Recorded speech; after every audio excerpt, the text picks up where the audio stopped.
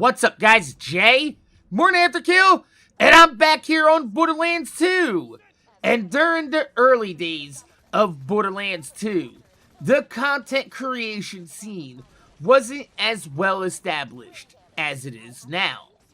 Back in 2012, Borderlands content creation was still the wild, wild west of unexplored content, with most large YouTube channels being centered around PvP first-person shooter games like Battlefield and Call of Duty.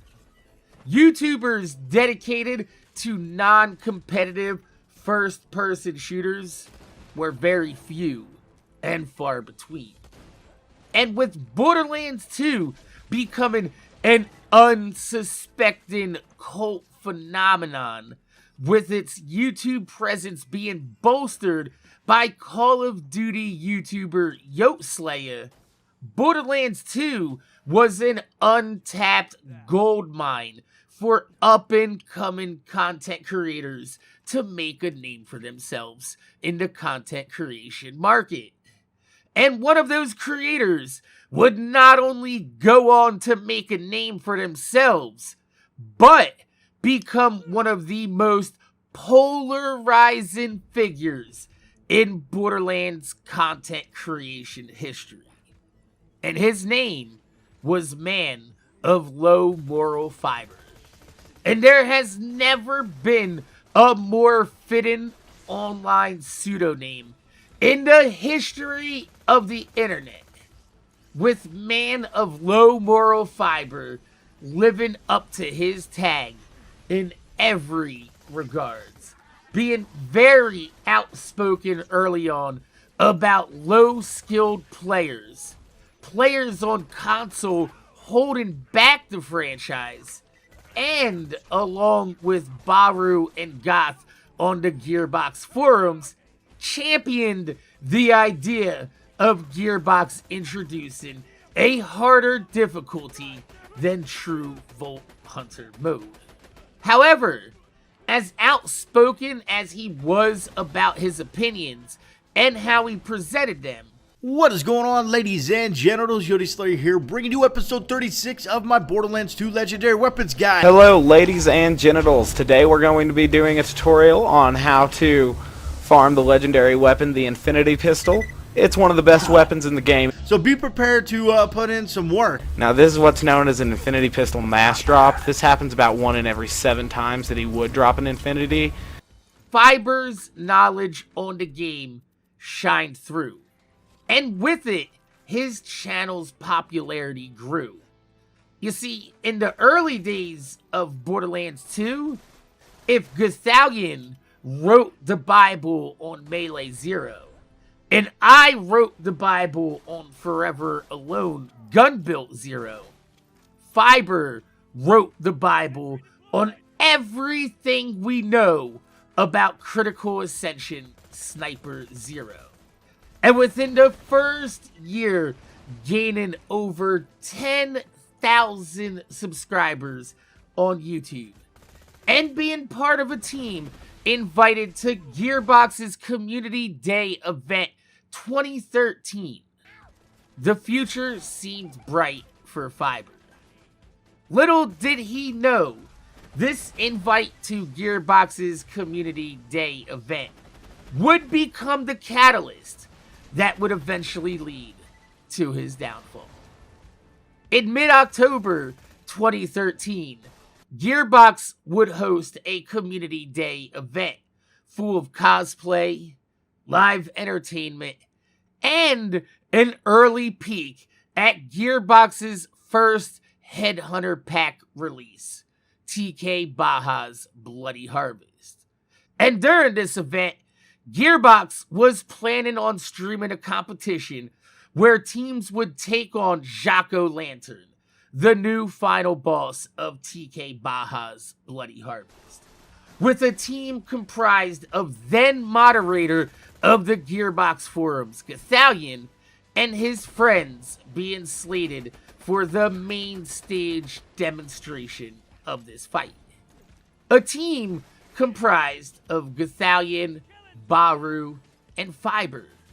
However, for reasons unknown, Fiber thought it would be a really good idea to show up to the event with his pupils dilated like a black hole and allegedly being under the influence of prescription pain medication, causing him to not only be visibly incoherent, staring off into space, but his gameplay was so bad that Gearbox had to pivot from their original plans to have this team showcase the new boss to interviewing them on the showcase floor, with Fiber being removed from the interview and gameplay booth altogether, but still remaining visible in a few frames towards the end of the interview, seen staring off into the distance. After words of Fiber's actions made its way through the community over the next few weeks, Fiber would then become more unhinged on social media, ultimately culminating with the tragic loss of Yotslayer on October 22nd, 2013. With many members of the community openly grieving about Brian's death, Fiber would publicly go on record to sully his reputation, leaving comments all over YouTube on Yotslayer memorial videos, and even disrupting one of Yotslayer's son's Minecraft stream, stating that he's glad Brian was dead, leading to his eventual exile from the main Borderlands community. Undeterred, Fiber would continue making content independent of the Borderlands community for years, gaining a small but loyal cult following who were able to look past his horrific comments about Yot's death and see value in the information he was bringing in his Borderlands 2 guides. Then, up-and-coming YouTuber Killer6 would find a comment of Fiber's on YouTube filled with some very racist remarks. However, given that Fiber claimed he was hacked and K6's lack of an original screenshot as evidence, I can't confirm nor deny if Fiber actually made these comments or if he was set up, given that he already twice ruined his reputation up to this point. No one in the community really needed any further evidence to just cancel him into oblivion, considering that he's gone on record to say a lot of reprehensible things over the years. And canceled into oblivion is exactly what happened, with his last upload being in August of 2018, 1 month before being called out by Killer6. And I recently reached out to Fiber to see if he wanted to rebut or retract any of his statements in the past.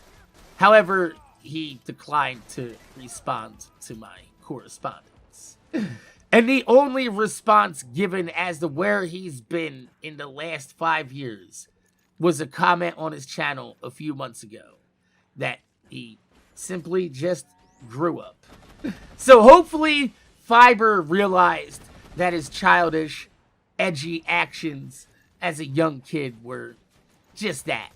And hopefully he never truly believed anything he said in the past and learned from the consequences of his actions. So, my name is Jay, MorninAfterKill. I want to thank you guys for watching. Make sure you guys rate, comment, subscribe. If you leave a thumb up on the video, I'd highly appreciate it because it gives me motivation to make more videos for y'all motherfuckers that watch my motherfucking videos. This is exactly the type of situation that I was trying to outline to crypto. Where, yeah, your youngy, edgy, dark humor and comments are garnering you attention on the internet.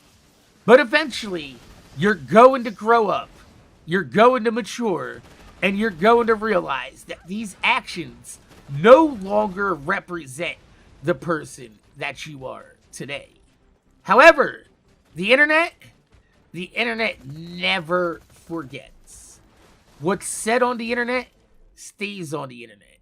And the more you try to hide what you said on the internet, the more the internet will expose it. Because the internet remains undefeated. Tell me what your thoughts are in the comment section down below. My name's Jay, MorninAfterKill. Thanks for watching, and I'm gonna see y'all motherfuckers later.